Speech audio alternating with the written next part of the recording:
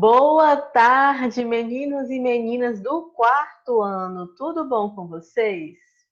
Eu sou a tia Roberta, sou amiga da tia Ângela e vim aqui substituir a aula dessa semana, pois a nossa tia Ângela está doente. Mas ela já está em repouso, em tratamento e vai ficar bem logo. Hoje eu vim substituí-la para a nossa aula de português dessa semana. Nossa aula de português da semana é bem especial, porque essa semana nós vamos ter revisões e atividades avaliativas. Vocês estão preparados para essa semana tão maravilhosa? Para iniciar, vamos copiar a nossa agenda. Iniciar copiando a nossa agenda e hoje nós vamos fazer a revisão, como eu mencionei, mas antes nós vamos corrigir a atividade da semana passada, as páginas 139 a 141 do livro de português de vocês. Depois eu vou passar para vocês como será essa atividade avaliativa. Mas peço que vocês pausem o vídeo para copiar a agenda e depois que vocês terminarem de copiar, vocês retornam para o vídeo para a gente começar a nossa correção, tá bom? Agora que vocês já copiaram a agenda, vamos para a nossa correção. Peguem o livro de vocês, esse livro de língua portuguesa, o Marcha Criança, e vamos abrir na página 139, para a gente começar a nossa correção. É a continuação da atividade da semana passada. Página 139. Ela começa dizendo assim, sexta questão. Leia o poema abaixo. Vou ler o poema para vocês. O pato. Lá vem o pato, pataqui, patacolá. Lá vem o pato para ver o que é que há. O pato pateta pintou o caneco, surrou a galinha, bateu no marreco. Pulou o puleiro no pé do cavalo, levou um coice, criou um galo. Comeu um pedaço de genipapo, ficou engasgado com dor no papo. Caiu no poço, quebrou a tigela, tantas fez o moço que foi para a panela. E aqui, na parte do dicionário, nós temos duas palavras, poleiro e genipapo. Genipapo, que é um fruto adocicado usado na culinária e também na extração de tinta, e poleiro, que significa vara sobre a qual as aves pousam e dormem. Então, vamos aqui para a nossa sétima questão. Copie do poema palavras que indicam. A. Nome de animal. Quais são as palavras aqui que indicam nomes de animais? Nós temos pato, galinha, marreco e cavalo. B. Nome de parte do corpo de humanos e animais. Nós temos pata, pé e papo. C. Nome de fruta. Vimos no vocabulário que genipapo é uma fruta. E o item D, nome de utensílios usados na cozinha. Temos caneco, tigela e panela. Vamos passar a página para a página 140. Página 140, a oitava questão, ela tem resposta pessoal. Ela fala assim, complete a coluna dos substantivos derivados.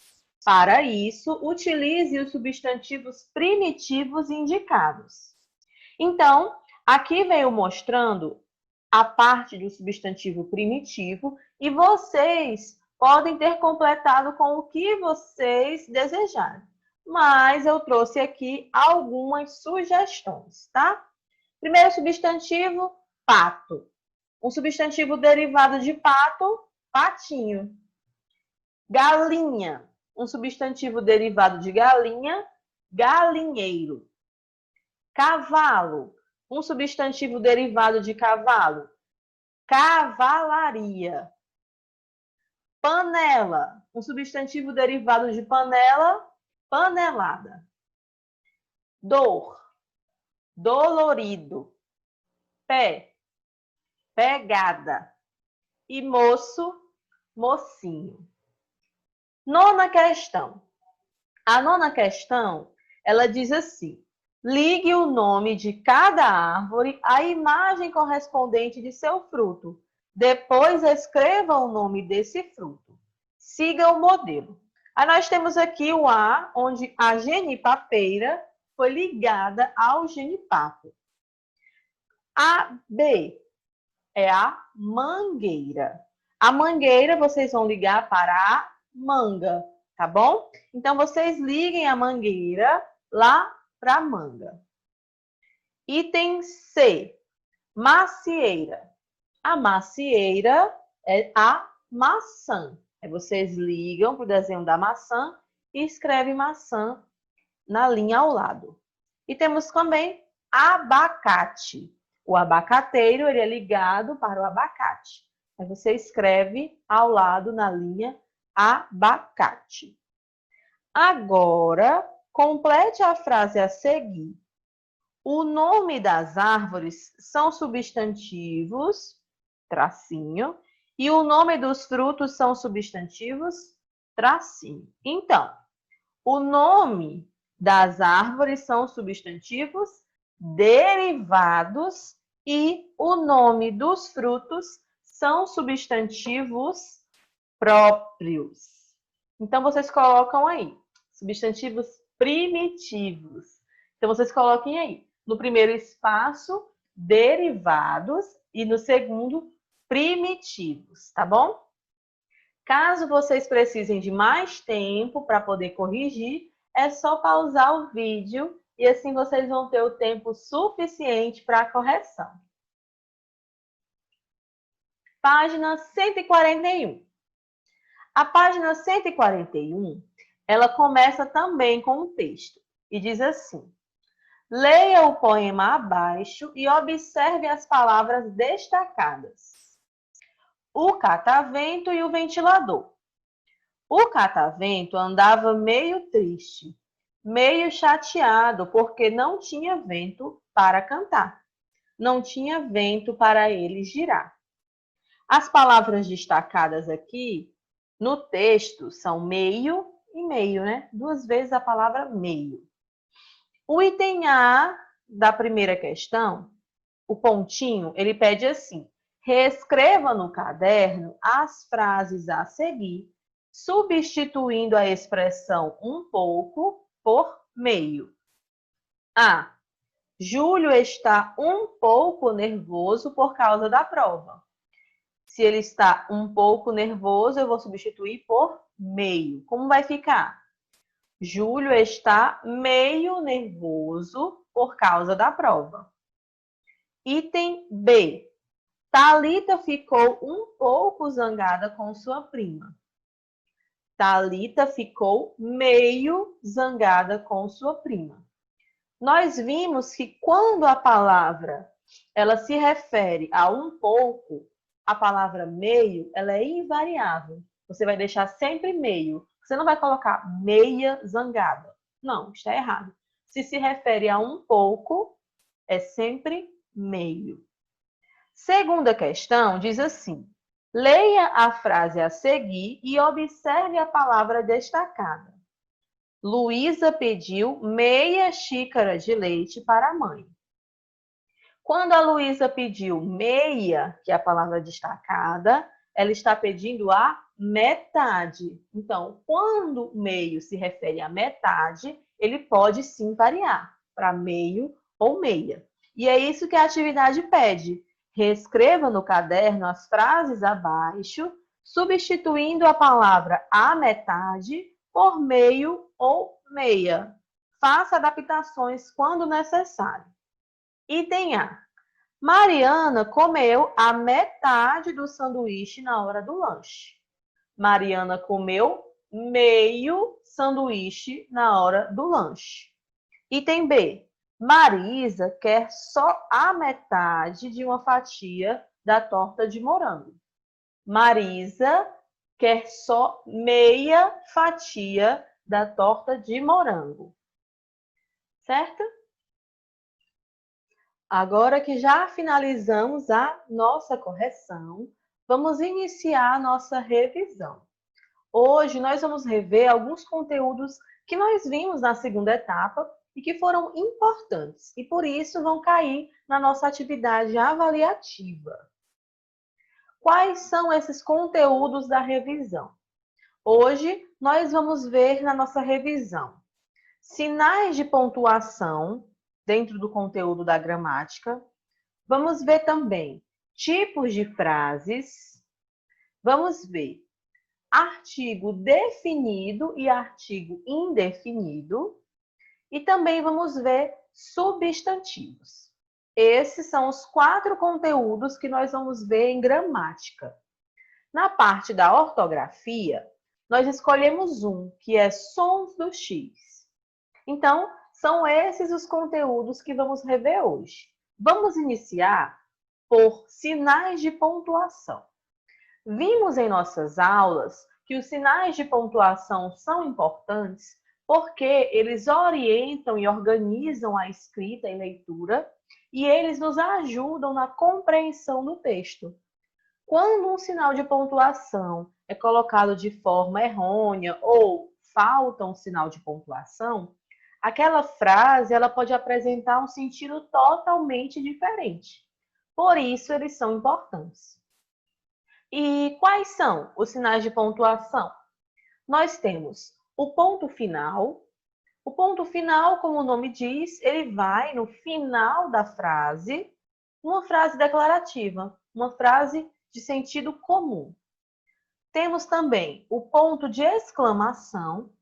O ponto de exclamação, ele já está presente também no final da frase, mas em frases exclamativas, aquelas frases que indicam surpresa ou que indicam espanto.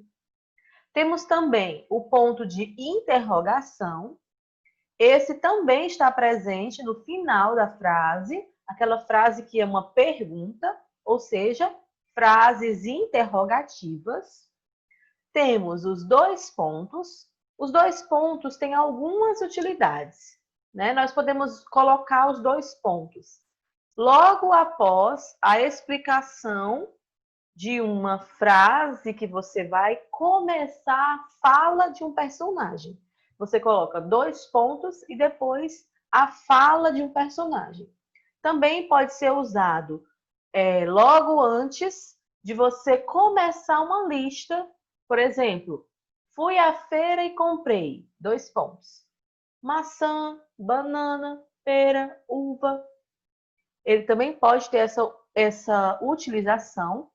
E ele também pode estar presente antes de uma explicação. Da mesma forma, um exemplo, né? Você coloca, consegui fazer tudo o que queria hoje, 2 pontos. Estudei, arrumei meu quarto, brinquei.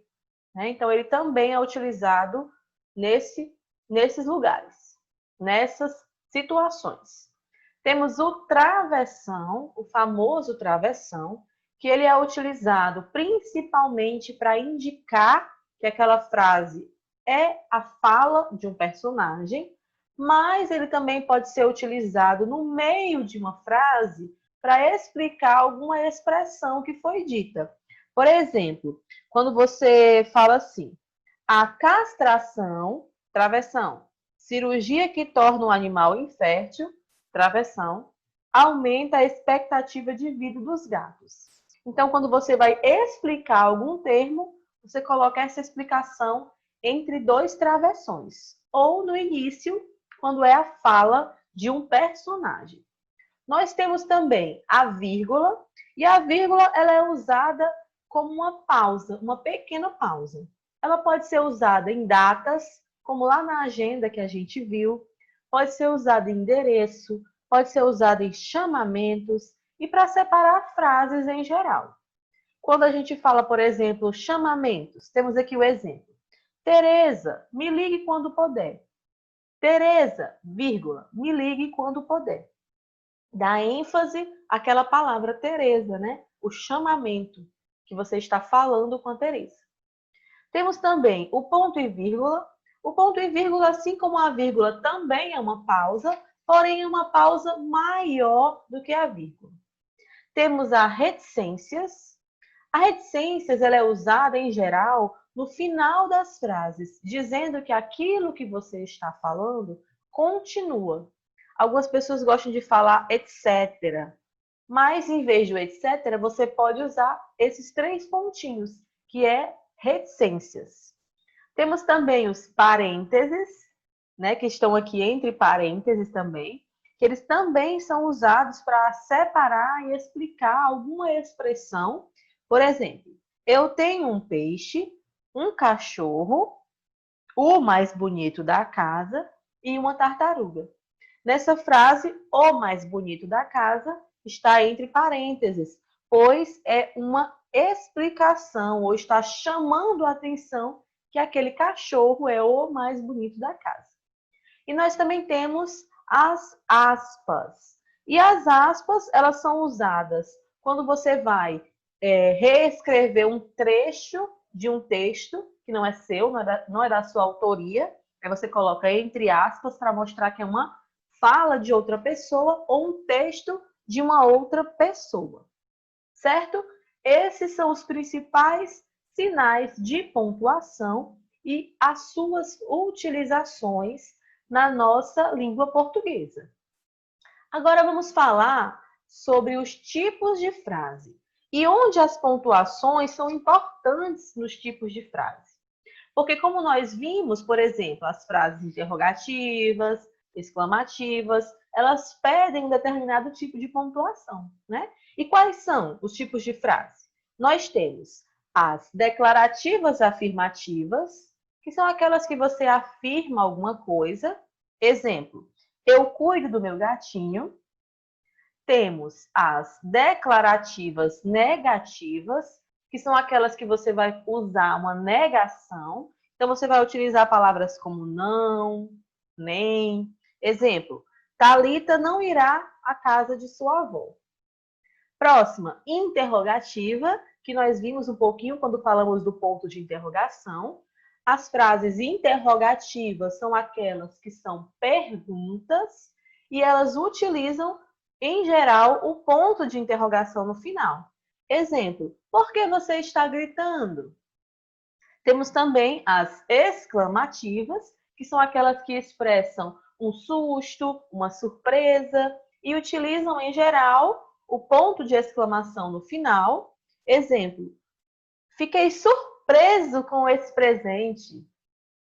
E temos também a imperativa. As frases imperativas, elas apresentam uma ordem ou um pedido. Por exemplo, me explique o que está acontecendo. Então, ela vai sempre indicar algum pedido ou ordem. Esses são os 5 principais tipos de frases que nós estamos estudando nessa etapa. A afirmativa, declarativa afirmativa, é aquela que você é uma fala que você explica algo. Declarativa negativa, que você nega algo. Em geral, temos a palavra não nessa frase. A interrogativa, que é uma pergunta. Exclamativa, que é algo que você mostra uma surpresa. E imperativa, que é um pedido ou ordem. Esses são os tipos de frases. Temos também para nós revisarmos hoje artigos. E os artigos nós temos os artigos definidos, que são o, os, a e as, e os artigos indefinidos, que são uns, uma e umas. Mas o que cada um desses artigos indica? O artigo definido é aquele que indica o substantivo de um modo preciso. Ele é definido, ele define aquele que ele está falando. Exemplo, o professor corrigiu a prova. O professor, eu sei que é aquele determinado professor. Eu defini que é o professor. Agora, o indefinido, ele indica o substantivo de um modo vago. Nós não temos certeza a quem se refere. Exemplo, um professor corrigiu a prova. foi um professor. Eu não sei ao certo qual. Então, por isso é indefinido, porque ele não define de forma precisa a quem ele está se referindo. Nós temos agora os substantivos. E os substantivos foi o conteúdo mais amplo que nós estudamos nessa etapa, e eles são classificados também. E a classificação dos substantivos temos os substantivos comuns ou próprios, temos concretos ou abstratos, temos também os simples ou compostos, temos os primitivos ou derivados e, por final, os substantivos coletivos. Cada um desses substantivos tem as suas características e exemplos. Vamos ver? Vamos começar com os comuns ou próprios. Os substantivos comuns são aqueles que dão nome a qualquer elemento de uma espécie. Exemplo: cidade, menina, homem, cachorro. E os próprios são aqueles que dão o nome aos seres de maneira particular. Lembrando que os próprios, por serem próprios, são particulares, pertencem àquele que o tem, são escritos com letra maiúscula no começo. Exemplos: Raquel, Brasil, São Francisco. Então, os comuns pertencem a qualquer elemento de uma espécie. Menina, eu não sei quem é menina. Mzinho minúsculo mesmo, menina. Esse é um comum.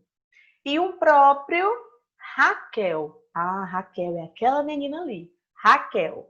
Já utilizo uma letra maiúscula no início. É um substantivo próprio. Também é nomes de pessoas, né? Nomes de cidades, nomes de marca. Todos esses se encaixam nos substantivos próprios. Os concretos ou abstratos.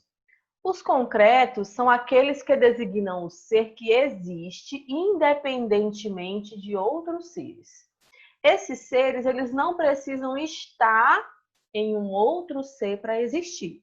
Porém, dentro dos concretos também estão aqueles seres do nosso imaginário. Às vezes, algumas pessoas costumam dizer que os concretos são aqueles que a gente consegue pegar, né? Por exemplo, eu falo caneta. Eu consigo pegar na caneta, então é um substantivo concreto.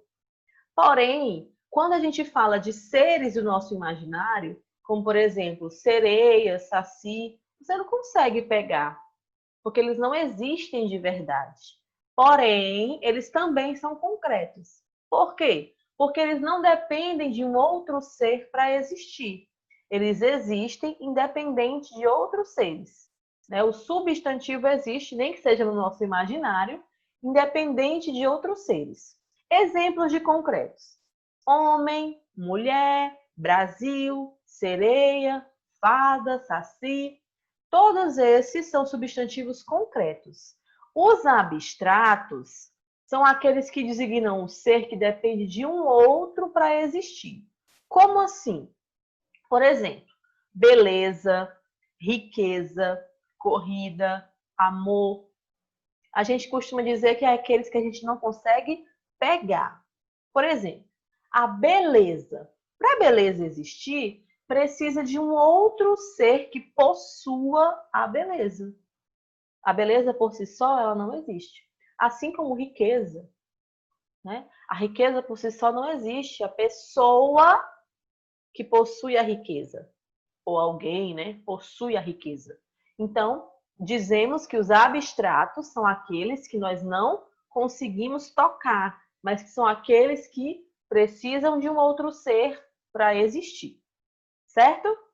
Agora vamos falar sobre os simples ou compostos. Os simples são aqueles que são formados por um único elemento.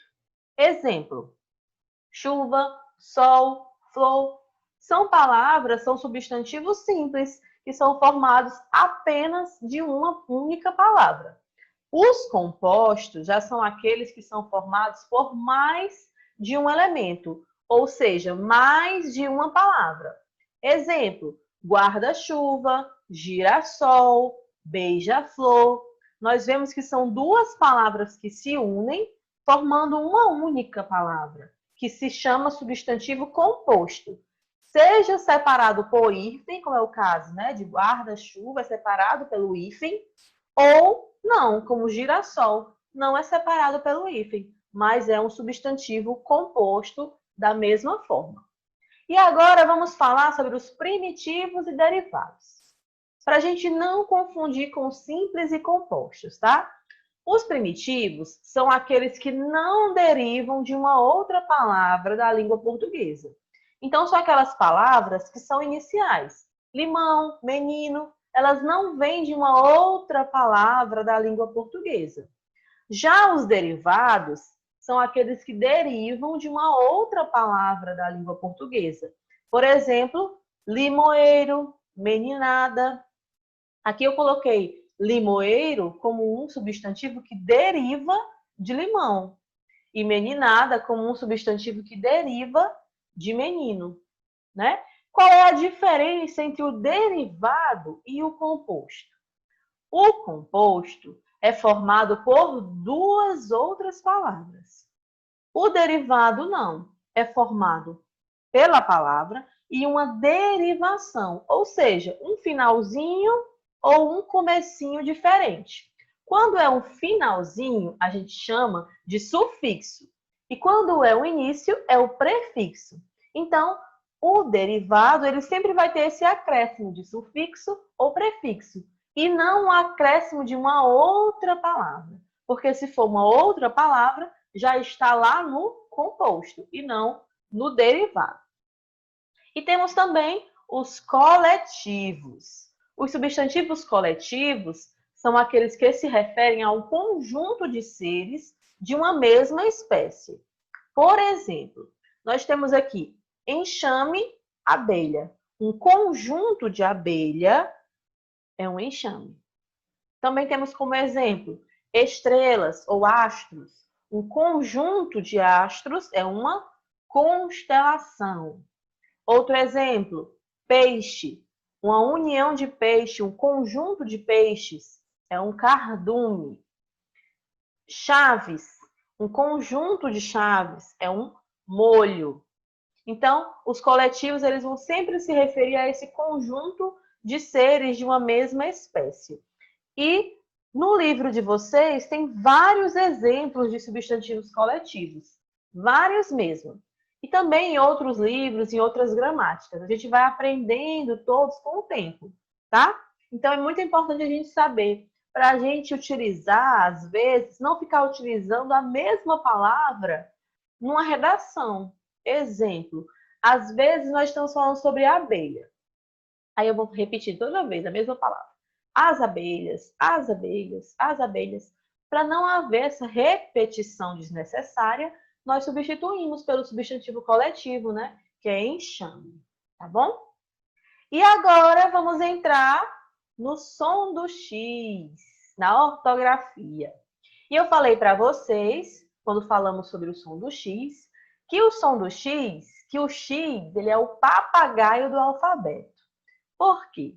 Porque assim como o papagaio, que imita os sons que ele escuta, o X ele também consegue imitar o som de outras letras que nós já conhecemos, ou letras, ou conjunto de letras, né?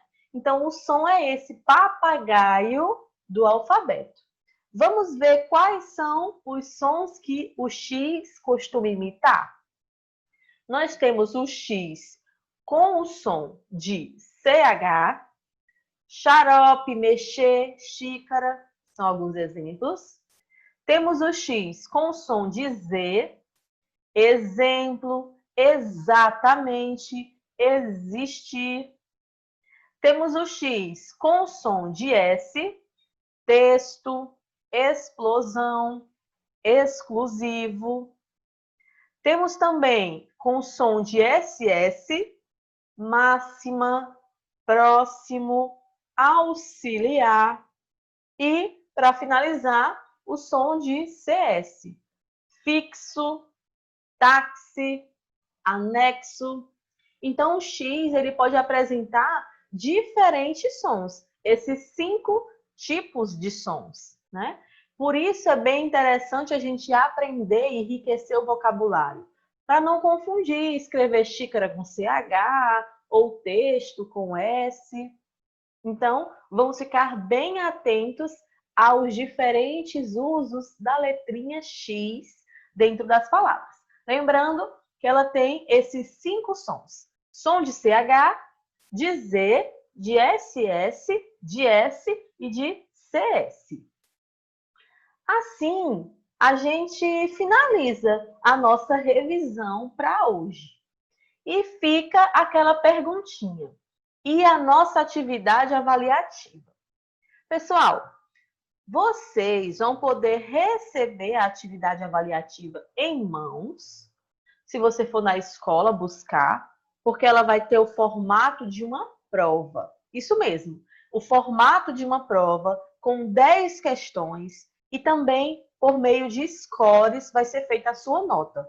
Então vai parecer uma prova. Só que vocês vão poder fazer essa prova em casa. Então vocês vão poder pegar na escola uma cópia, se você assim desejar, ou você vai receber o arquivo digital, seu pai, a sua mãe vão receber no grupo do WhatsApp o arquivo digital que você pode imprimir na sua casa, na casa de um amigo, numa lan house perto da sua casa, onde você achar melhor. Essa prova, essa atividade avaliativa, ela vai ser, como eu falei, de 10 questões, com os assuntos da nossa revisão. Eu estou com a minha cópia aqui no meu celular. Eu gostaria de dar uma visão geral de como é essa atividade avaliativa. Ela tem um formatinho de prova, não dá para vocês verem, mas vocês vão ver quando vocês receberem, no arquivo que já está disponível, né? Provavelmente vocês já podem baixar no celular e depois imprimir. Mas olha, a primeira questão, a primeira até a quarta questão, nós temos interpretação de texto.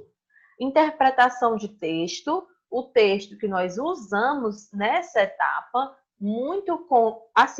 foi muito falado, porque foi o gênero textual do nosso paradidático, que é histórias em quadrinhos. Dicas já.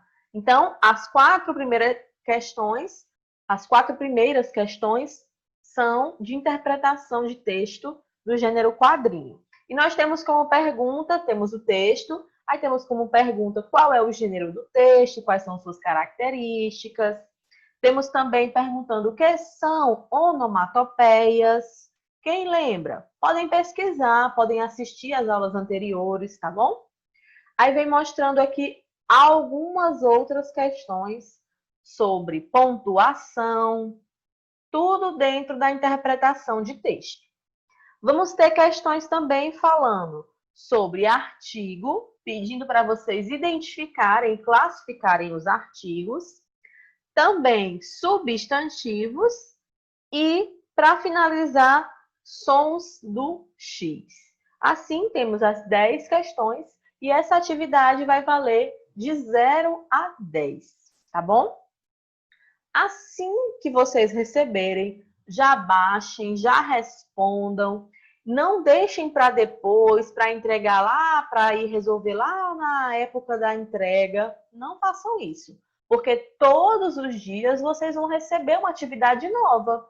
Hoje tem uma, na verdade hoje tem 2, porque tem a de português e a de redação.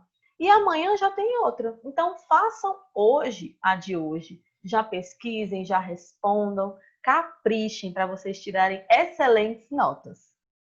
Assim finalizo a minha aula com vocês essa semana. Espero que vocês tenham gostado. Foi um prazer para mim estar aqui com vocês.